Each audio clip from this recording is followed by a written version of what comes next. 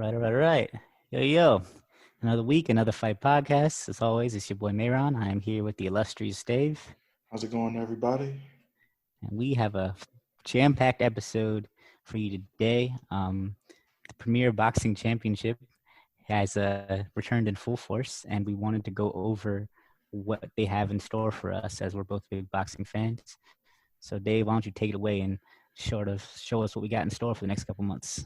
All right, so talk about certain key fights. Either they're going to be important for the grand scheme of boxing or they're important to us particularly.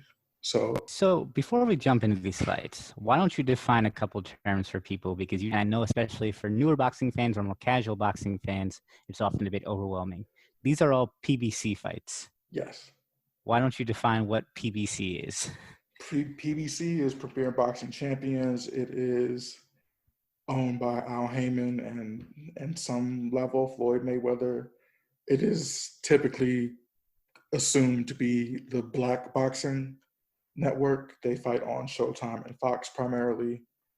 I have a lot of star power over there. Earl Spence Jr., Sean Porter, Jamal Charlo, Deontay Wilder, Tank. Pretty much most big name African American fighters fight on that network. And PBC is basically a promotion company, right? Yes. At the end of the day. Yes. Now, within that promotion company, you said a lot of belts, WBO, WBC, IBO, WBA. Those are all different boxing organizations that have sanctioned belts. Yes. Right? That's the best way to describe it. So it's like you have your promotion company, which can partner with like a boxing organization to basically put on a fight. Right. So the big four are the WBC, the WBA, the IBF, and the WBO. The IBO is coming up there. It was kind of how like the WBO was until like the mid 2000s, where it's almost like it's more than like a secondary belt, but it's not like one of those belts that you need to be like undisputed. Not a vaunted undisputed belt, right? And so what's happening in a lot of these fights is people are coming from different organizations, or they have belts in these different organizations, but they all fight under the PBC banner, the promotional banner. So this gets into boxing business and things like that. I just wanted for casual fans to kind of understand a little bit of the structure because we did throw out a lot of words at them. Yes, and since just another like brief boxing business thing. Boxing is like sort of like a free market compared to like UFC, where it's very much a monopoly. Mm-hmm. So you have situations where we've announced like 4 different types of WBA belts, where like the super belt is the actual like undisputed belt, but there's like the regular, there's the interim, there's a whole bunch of WBA belts, and the WBC has a whole bunch of belts too. I don't want to put too much opinion into this, but I will say it's a money grab. A lot of these belts do not necessarily mean as much as other belts, and there are advantages and disadvantages to both the boxing model and the UFC model, or the MMA model in general, with like one championship in Bellator. But the general consensus is a belt isn't always a belt in boxing. You know, there's levels to belt. There's a hierarchy that follows belts. With all that said, that's for another episode, another time. I just wanted to make sure everyone who was listening had a great decent understanding of what was going on. Right. Which fight would you want to start with? To be honest, like a lot of boxing fans, like hardcore fans, are confused by it too. So, I mean, hey, that's why we're here, right? That's part of the point of the podcast. Yeah. So, which fight you want to start on breaking down? We kind of talked about the Tremaine Williams and Angela Leo fight a little bit. Yeah, there's not much to there. Tremaine Williams is a very good fighter too. He's 19-0, 6 KOs. He's pretty good. Yeah, right? No, he's a good fighter. I've seen him fight about a few times. He is just kind of coming off a semi-long layup as of last year. He came back, but before that, he was off for about a year and a half, I guess. But he's very good. He's very much a classic, slick boxer. And I don't foresee Angelo Leo having to change up his training that much, even though it's about to happen on Saturday regardless. But yeah, it's not. They're basically much at this point. Stephen Fulton and Tremaine Williams have a similar enough style that I think it wouldn't be too much of a issue for Angelo Leo to adjust to that. The big thing about that fight actually is that aside from Andy Ruiz beating Anthony Joshua, this is one of the first times a PBC champion, potentially now because Stephen Fulton dropped out, but will have a WBO belt. The WBO typically does not favor PBC fighters. They actually just lost a lawsuit by Austin Trout for that. So now you'll see in the rankings, there's a lot more PBC fighters ranked in the WBO, especially at welterweight now. But, yeah, there's a lot of boxing politics there. Yeah. They don't seem to like each other very much. Right. So this will be the first PBC, like straight up PBC potential WBO champion since Floyd Mayweather when he beat Manny. You know, he dropped it like literally the day after. But before that, you gotta go back to like Peter Quillen in like 2014. It's been a long time since PBC has had like a true WBO champion aside from Andy Ruiz. No, for sure. So yeah, the big difference between Fulton and Tremaine Williams is a southpaw. So that is going to change up how Angelo Leo has to fight him. But other than that, I don't foresee it being too big of a change for him aside from that. So it should be an interesting fight. But we think Angelo Leo wins, right? I don't know. It might be like a 50-50 fight, honestly. Oh, okay. I've seen Angelo Leo is a very good fighter. Yeah. And he is bigger than Tremaine Williams, too. That does play a role. So it should be interesting. Neither one of them are super power punchers, though. So yeah, and it's not a lot of necessarily one punch KO power going into this fight. But yeah, I would say that Leo has the advantage, but that is from just him being bigger. Right. And you know, it's not like a previous fight in the UFC where you know, Usman and Masvidal had to like switch up in the last minute. Tremaine Williams was in the co-main of this card. He was co-main, yeah. So he was already training and everything. So it should just be. And I think that's probably how they're doing these cards moving forward, is having like 2 fights that are only in the same weight class, just in case. Just in case they have someone to fill in. Which is how we're going to move on to McCall Fox, who's now fighting at welterweight. And the main event of the card that he's fighting on is also being contested at welterweight and is for an interim belt. So potentially, I would assume that if one of the either Jamal James or Thomas Delorme has to drop out for whatever reason, McCall could be fighting for a belt. Yeah, I don't know much about the guy he's actually fighting, this Lucas Santa Maria, but I mean, I'm hometown biased, so I'm going very much for McCall Fox. But does he face a tough challenge in this guy or no? I don't know much about him either. He does hit hard, judging by his record. So, but I don't think he's fought anybody on McCall's level yet. So this might be an easy line him up, knock him down type of fight. Yeah, possibly. You know, with the amount of risk. Yes, he's big. Huge for that weight. He's big. He was huge. Small. I mean, he's like what 6'3", 6'4". Yeah. And he's at 147. He used to be at 140. So like, I don't know how he made that weight. It's insane to me. His brother fights at 160, and still I don't know how he makes that weight either. But 140 is ridiculous. So you wanted to talk about this Benavidez Angulo fight, right? Yeah, David Benavidez versus Alfredo Angulo, and Alfredo Angulo is old as hell. So I assume David Benavidez should walk through him, but who knows? Angulo always comes to fight, so I think it'll be a good fight as long as it lasts. But I can't see. He was a champion like back in 2010. Yeah. Right, and like he fought in the Olympics in 2004. Yeah, he's he's definitely not in his prime anymore. Yeah. Yeah, he did beat Peter Quillen last year, but Peter Quillen's also old. But yeah, I don't expect too much from that fight. Let's talk about Sean Porter. Yeah, Sean Porter is back. So I know a little bit about Sebastian Formello. He fought this guy named Dulani Mbeng I believe he's from South Africa. Dulani was like in like very, very small conversations for potentially fighting Terrence Crawford at one point until he got lost to Sebastian Formella. But I've seen enough of Formella to know that he probably doesn't have much for Sean Porter. So how do you think this is Sean Porter's first fight back since, how long has it been? It'll be a little under a year by the time. Yeah, it's been a while. Yeah. Do you think that affects him at all? Because like he's coming back from a lot. I doubt it.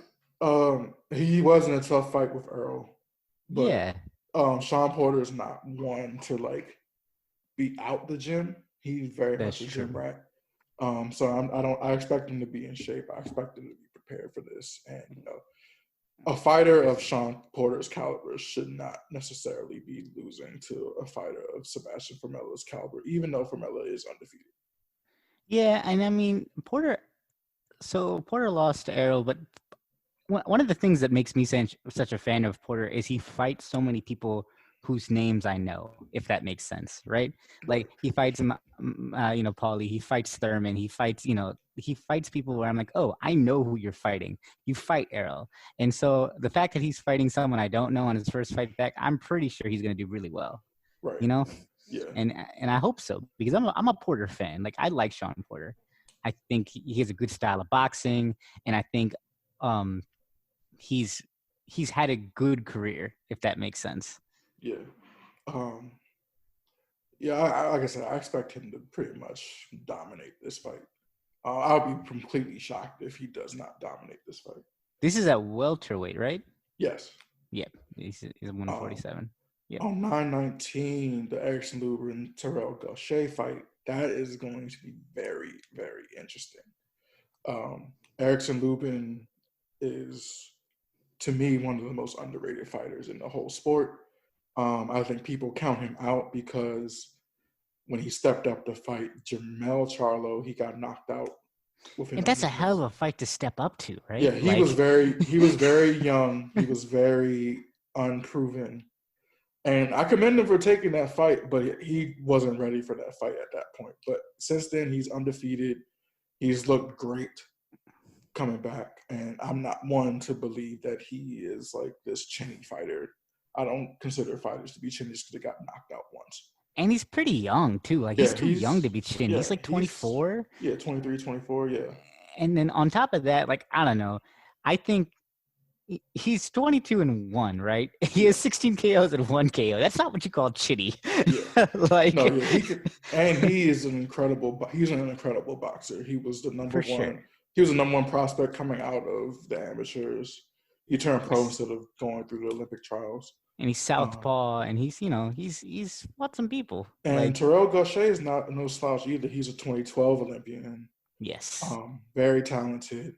He's also a little underrated in my opinion too.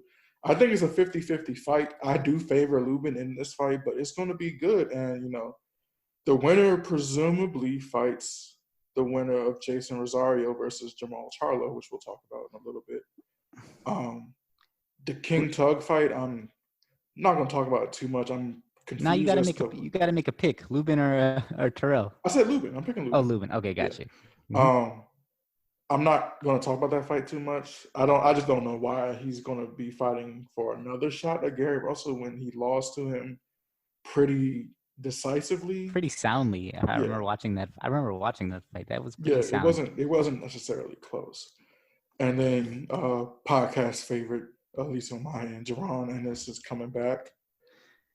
He doesn't have an opponent fighting. He doesn't have an opponent just yet, but he is on the card, and I am excited. He reminds me so much of Terrence Crawford, even down to being promoted by the same promoter that Terrence Crawford was before he signed with Top Rank. But yeah, he's my favorite prospect in the sport right now, and I'm excited to see him return. I don't even care who he fights at this point. His whole fam is like boxing. Yeah, his father is a renowned trainer in Philadelphia, and both of his brothers were pros. Yeah, his whole family is boxing, and his lineage goes deep, and his like Philliness goes deep as well. Yes. Yeah. So The Charlo brothers are fighting on the same card, which is interesting for a variety of reasons. But for me, I was told that that would never happen again. After their last doubleheader, where Jamel lost to Tony Harrison, and Jamal Charlo was obviously affected by that going into his fight with Matt Korobov. And like, And he how didn't, couldn't you be? Because you just saw right, your brother get beat your up. twin brother. Yeah, like that's a big deal. And, he didn't look great in that fight. And, that was like all the talk around it was like, oh, they're never going to have that situation happen again where they both fight on the same card.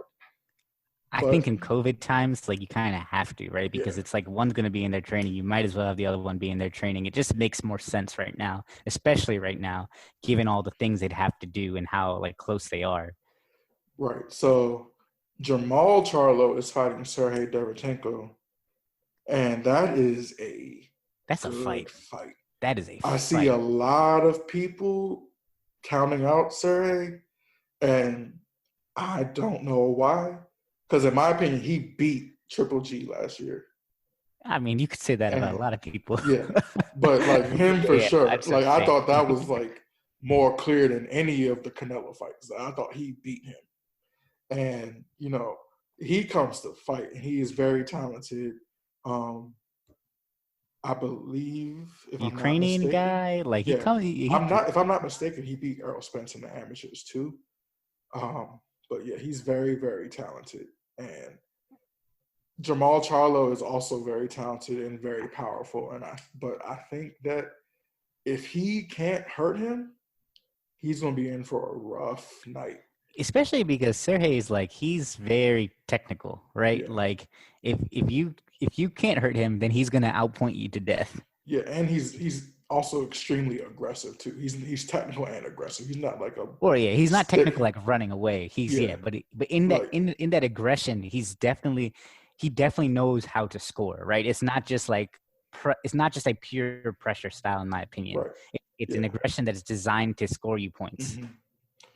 So that I don't think I do favor Jamal Charlo in that fight, but I think it is going to be a very close fight. And I think it's going to be a lot closer than people are giving him credit for. So the only other person he's lost to other than Triple G is Daniel Jacobs back in 2018. And that was close too. And I'm about to say that's also a different time, right? Jacobs was a lot better in 2018 than Yeah. he is, yeah, and now. And Sturhay was, not necessarily the same boxer he is now. So it's going to be interesting. That's going to be a good fight for sure. And then Jermell Charlo is in a 3-belt unification with Jason Rosario. This is kind of a mystery fight because I don't know. I've seen a lot of Jason Rosario. I've seen him look not great. And then I saw him completely destroy Julian Williams, who I thought was the best fighter at that weight class at the time. So I don't necessarily know what we're gonna get from Jason Rosario. He's still kind of a mystery there. And also, I've always been a big critic of Jermell Charlo because I think that he tries to be a fighter that he's not. He is an incredible technical boxer. I think he wants to be like his older brother, who is also very good technically, but he's very much a power puncher. He wants that power. And He he wants wants the to knock ability to people like out. knock you out. Yeah, that's what I was gonna And say. he left Ronnie Shields, who's a very much a technical boxing trainer, for wow, I can't believe his name. Spaced on his name. Derek James, who's Yeah, let's say Errol Derek Spence's James. trainer. Mm-hmm. And his style has changed a lot. He's a lot more reckless and loose and less technical. And I think a lot of his performances since that switch have been indicative of that. He didn't look great against Austin Trout. Whether how he can scream to high heavens that he was robbed in the first Tony Harrison fight, I'm but about he to say wasn't. that Tony Harrison It was fight. I don't close. think he won. It He was lost close, that, but but he he lost lost. it. Like if you watch it back, he definitely lost that first one. And even in the second fight, I thought Tony Harrison was beating him worse than the first fight, even though he dropped him in like the second or third round. Yeah, I'm about to say Um, that, but that was a pretty but decisive win by him to KO him. I mean, he So knocked him out. But I yeah, thought until he knocked him out, I thought that Tony Harrison was winning pretty handily, even though the scorecards were crazy. But that's neither here nor there. yeah, But it's not. Yeah, I'm concerned about him fighting that way because I just don't feel like that's naturally how he's supposed to fight. And if he's not fighting to his natural style, that could play right into Jason Rosario's hands because Jason Rosario is very much a power puncher. He can knock you out. yeah. I'm about to say you don't want to go like punch for punch with Jason Rosario. That Yeah, sounds like a really bad idea. yeah, At the very least, it sounds like you're in for a long night if you do that. right. But at the end of the day, I still favor Jamel Charlo in that fight. But I mean, you got to go with the yeah. brothers here. We can briefly talk about Sergey Lipinets versus Kuratilo Abdulkarov. I don't know anything about this fight, so please go ahead. Sergey Lipinets is a PBC fighter. He's very, very good. He's only lost to Mikey Garcia at 140. He was a former champion at 140 as well. Abdulkarov is, I believe, he was an Olympian, and he fights on top rank. He's also very good as well. I think that's a really close fight. I know people are probably going to favor Sergey, and I probably would favor Sergey too, but I would not be surprised if Abdulkarov beats him. Which also is very big on a variety of levels, because then that person becomes a mandatory for Earl Spence's belt, his IBF belt, which we'll talk about later. But I'm not sure if that's going to be his belt by the time that fight comes around. But yeah, we'll talk about that later. And Yeah, on the we'll see. undercard of that, we have Malik Iceman Hopkins versus Sabril Matthias. Malik is also a pod favorite. He is coached by Calvin Ford, who is a renowned boxing trainer in Baltimore City. He's Tank's trainer. But he's in for a hell of a fight. Sabril Matthias is a very powerful puncher. He did lose his last fight, but he's 15-1 with 15 knockouts, and he's probably best known for the unfortunate passing of I forgot his name, but he basically beat a fighter in Maryland, and that fighter ended up dying. Yeah. Maxime Dadashev. Yeah, I'm about to say some European name. I remember it happening, but I was very brutal fight. He's a very powerful puncher. He reminds me a lot of Jared Hurd, actually, like style wise. Mm-hmm. I think Malik has enough skill to outbox him, but I think that's a very dangerous fight for him. I think Malik needs to stay very cautious in this fight, right? So Malik is 18-0. It's a great fighter. Like, I've definitely watched him hit pads before, and like he has like the speed, and he has, I think, the technique necessary to beat this guy. But it's a matter of like just staying disciplined and sticking to the game plan, right? Because like you said, this Mateus guy can hit you hard. Yeah, like, and he does not stop. He is very much a pressure fighter. He wants to get in close and bang on you, and he has very heavy hands. I don't really know if I have a pick in this fight. I mean, I'm obviously going to favor Malik. Gotta pick Malik. It's a very tough fight for him. It's a very tough fight for Matthias as well. But yeah, that should be interesting. It's gonna be an interesting fight, right? So this is something where this is, I think, one of Malik's big tests coming up. I'm definitely not saying his record's padded or anything. He's beat some people, but I think this is that fight where it's like, what kind of fight are you going to be going forward, and are you going to be able to stick to the game plan when presented with very dangerous opponents? Right. Because this is definitely, I think, one of the most dangerous fights that he has been given an opportunity to fight in. Mm-hmm. And I just go ahead. No, I was pretty. So it's going to be interesting, but yeah, let's talk about Tank. Right. So keeping it in house, we have the biggest fight of Gervonta Davis's career by far. He will be headlining a pay-per-view event with Leo Santa Cruz. Let's see.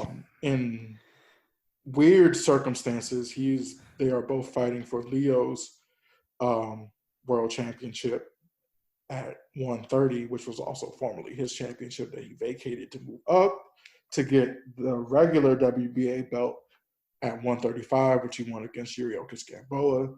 And both of those titles are going to be on the line. I don't understand that at all, but that's also the least Yeah, important part of I this was whole I was fight. gonna ask you about that. Yeah, Like, I don't understand it's why happened both before. titles. It's happened before, but it's just still weird, especially since it's like a secondary title and like a real title on the line. Mm-hmm. But whatever, that's the least important part about this. This Yeah. is an interesting fight. I think a lot of people are counting out Leo Santa Cruz. And just full disclosure, I am not a fan of Leo Santa Cruz. I think he's a good fighter. But I also think he's a very protected fighter. One of my favorite fighters ever is Gary Russell Jr., and I am extremely upset that he has never gotten a chance to fight Leo Santa Cruz. Or But really any of these big names that he should be fighting. yeah, There's a whole discussion on how Gary Russell Jr. yeah, is definitely not yeah. There's given a his lot due. going on with Gary Russell Jr. right But now that anyways, we're not going to yeah, get into because yeah. this is not a gossip podcast. Um, Leo is a very good fighter. He is very technical. He does fight with a lot of pressure, even though he's not a power puncher. He is leaps and bounds the best and most talented fighter that Tank will be fighting. It don't matter. He can't knock Um, Tank out, and Tank can knock him out, and yeah, that's what's gonna that is happen. true. That's what's But gonna happen in this fight. Listen, I'm it's, gonna a, go full it's fan here, okay? yeah, no, I'm favoring Tank too, but I'm just saying it's going to be It's going to be very interesting, especially. I have to mention it. Tank's problems with his weight. Here's the thing. Tank has posted some very good footage, some very promising footage, and just by looking at him, you can see he's still carrying some of it, like it's still in his face, but his legs look good. He's training out in Vegas. He's training now, like he's already started his camp. He's already looking for people to spar with him. I think he's focused in here, and I think the shutdown probably helps Tank to a certain extent, right? The Yeah. less opportunity for him to be distracted, the better. Um, I also think that he knows that LSC is better than anyone he's fought before, so he's taking it seriously Right. because he's about to make a lot more money on this card than he's ever made before as well.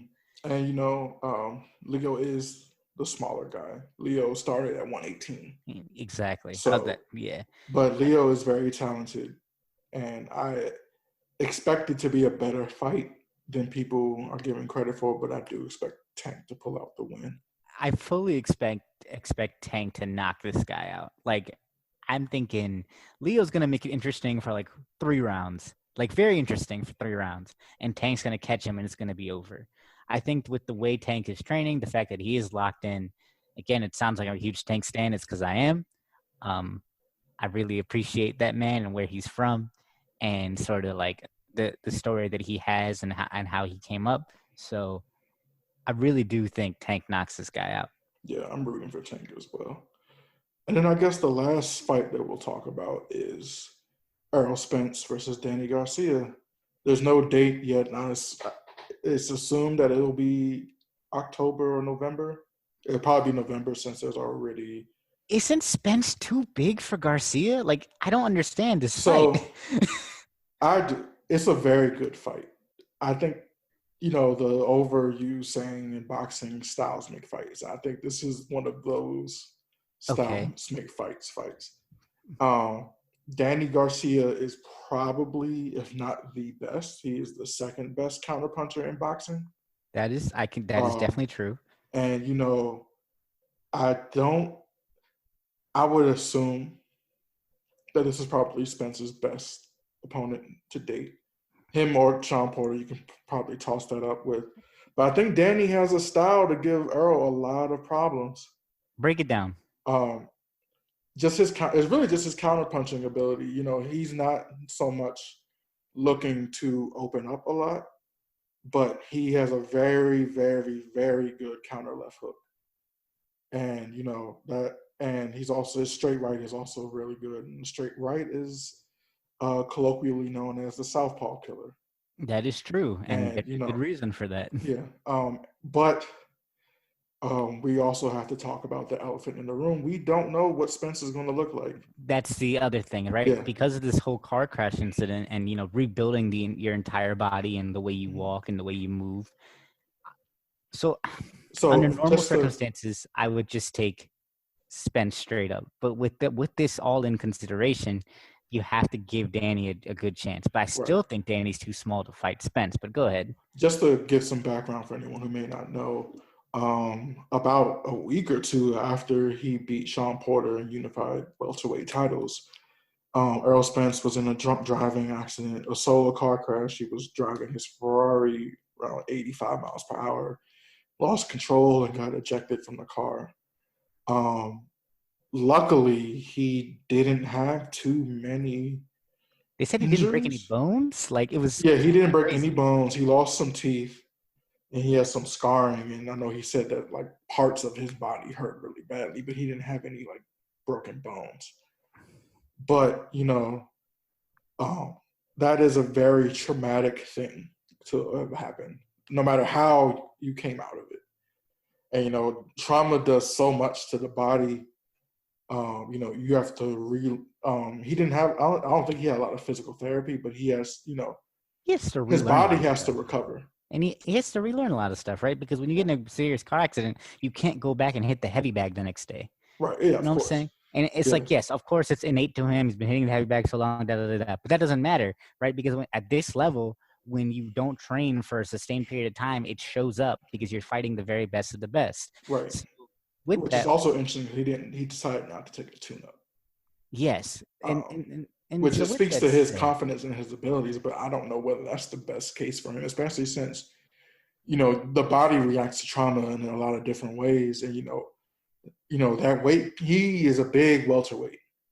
He that's what I was gonna probably say. Is he he gonna be able probably to should drop be the weight fighting at enough though? 154. He started his Yeah. career at 154. The weight cut has always been hard for him, and I presume it's going to be. I'm no doctor, but I would presume just from my knowledge of trauma-based injuries and recovery that weight cut is going to be a lot harder. And that weight cut might reveal aches and pains that he didn't know he had, Right. right? Because there's going to be a certain amount of stress. So with every weight cut, there's a certain amount of stress and trauma you induce on your body by itself, right? I'm someone who's had to cut weight for fights plenty of times, and every time you do that, you're introducing a new amount of strain. Old injuries flare up more often when you're at those lighter weights and depriving your body of the nutrients it needs, depriving your body of the things that it needs. So the idea that he's going to be just fine with his weight cut is ridiculous, right? That's so people are saying, he's going to come back and dominate, even though I was just saying that because he's so much bigger.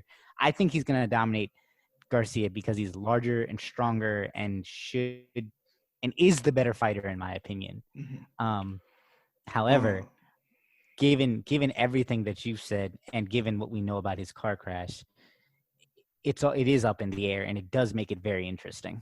yeah. Um, I think you have to favor Earl in this fight, but I think this is probably as close to a 50-50 fight as he's going to get outside of Terrence Crawford. Yeah, but it's unless Um, he's fighting Bud, it's yeah. no Um, difference. this is probably going to be a hot take. I also think that this is probably going to be his last fight at 147. And he goes back up to I 150, think he's going whatever. to go to 154. I just think that Yeah. I just can't see him making that weight healthy anymore, especially after the car crash. If it wasn't for the car crash, I probably wouldn't have these opinions. But I just can't see him making that weight comfortably that much longer. I If just he don't know. can, if he can at all. I'm not trying to say that he's like lazy or anything. This is strictly all because of the car crash. I just don't, and no one really knows. Even he doesn't know how he's going to be when he starts actually cutting that weight. And we could be completely wrong. He could be Yeah, completely fine, I want to right? be wrong. We I have want no to be idea. wrong. We have no idea. But I'll say this: I just don't know how Garcia accurately can hit Spence. Right? That's my biggest like blocker here. Spence is hittable. Spence is very hittable. I guess, He's but not. He's not like this I mean, defensive wizard. he's not Floyd. Yeah, He's very much a high guard defense kind of guy. He reminds me a lot. He's like, to me, he's a more athletic version of one of my favorite fighters, Winky Wright. Very much a southpaw jabber up and down. He goes to the body a lot better than Winky Wright. But like that's the kind of fighter. Winky Wright was very much a high guard defense. He was a revolutionary high guard defender, and Earl Spence is not. But I just think Spence is going to punish him so much that he's not going to come in for. There's a certain amount of punishment you have to take when you're at that much of a disadvantage, size wise, to come in and deliver those, specifically the two shots you're talking about, right? The straight right and the counter hook. Like you have to be willing to take a certain amount of punishment to get there to land those shots well. And I just don't know how much of that Danny's going to be willing to take over the course of 12 rounds. But who knows? right. Who knows? So I think that's it for all of the big fights. I am also looking forward to the Chris Colbert fight. He's one of my favorite fighters as well. But yeah, other than that, that's pretty much all the major fights we have. Do you think all of these fights are going to happen? No. Or do you think COVID's going to, like, what point do you think COVID's going to stop these? So, not trying to get political about it, but Oh, God. I think that, COVID is making a strong resurgence. We've already seen, yeah, we've already seen one fight get changed on PBC side. There's been numerous fights on Top Rank that have been changed or canceled because of COVID. And, with the cases rising and everything, I think that things are probably going to get shut down within the next 2 or 3 months, I think. So I would be surprised if we got all of these fights. Yeah, I'm not all these fights at this time. Yeah, I'm not so sure if we get all these fights because I think, I think the August ones will happen, but especially when the winter comes, we'll see. You know what I'm saying? Yeah. We'll see. There's a big gap between the last August fight and the next September fight. So yeah, that's what I'm saying. But we'll see. We'll hope for the best. So that was the PBC boxing update. We'll do probably this episode we wanted to get out to you guys just so everyone knew, so we could hear what you guys thought, who was going to win, hear your feedback as to what you think of our pre-fight analysis, and feel free to comment, add us on Twitter to tell us we're wrong. We're just two fans talking shit, so we're always here for feedback. Do you have anything else you want to say? Not really. Just I'm looking forward to a lot of these fights. On the 8th, there's also going to be more fights announced. So most of these fights are on Showtime, except for the Sean Porter, Jamal James, and Earl Spence fights. Those are going to be on Fox. But during the Jamal James fight, there's going to be the entire Fox lineup is going to be announced. Yeah. So there probably will be more fights. So, we're getting a lot of boxing. I just hope that we get to see most of it.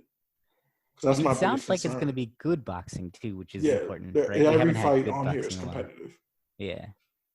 Yeah. Except do you have David Benavidez and do you have a pick for since we're recording today on the July the 30th? Do you have a pick tonight for who's going to win the Clippers Lakers game? I got the Lakers.